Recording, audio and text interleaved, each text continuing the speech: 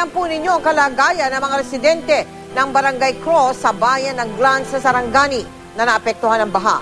Mabilis nating natugunan ang ilan sa kanilang pangangailangan sa ating Operation Bayanihan. At ngayon, kamustahin naman natin ang Barangay Big Margos, kung saan naitala ang pinakamaraming biktima ng flash flood. 600 pamilya po ang nasalanta doon. Mga mukhang bakas ang pangamba.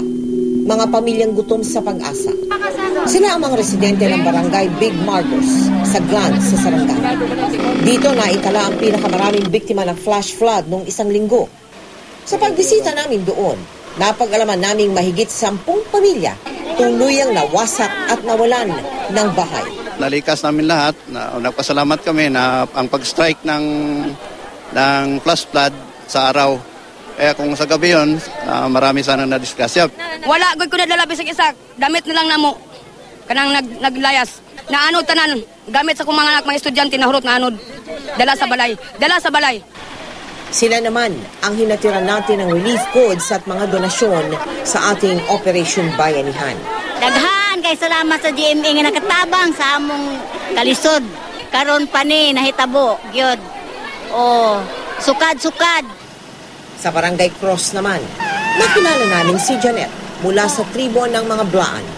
Tanga niya ang 11 buwang gulang niyang sanggol. Sariwa pa kay Janet ang pananalasa ng baha. Natumba na mong balay pagabot na mo sa karsada. Nya nagdagan na yun mi kayang karsada napuno naman og tubig. Dili na may kalabang. Ngayon, salat sila sa gamit at nakikisilong na lang sa kamag-anak. Sa aming pagdating, nabuhayan sila ng pag-asa.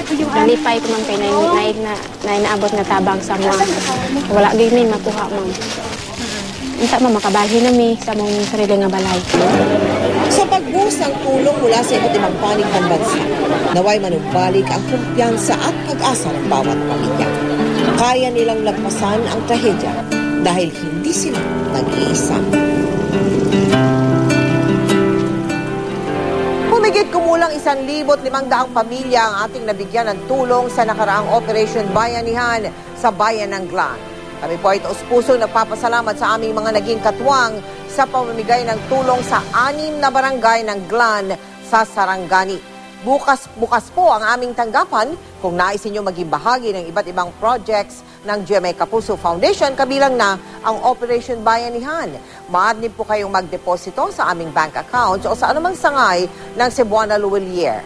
Pwede rin po kayo mag-log on sa www.kapusofoundation.com.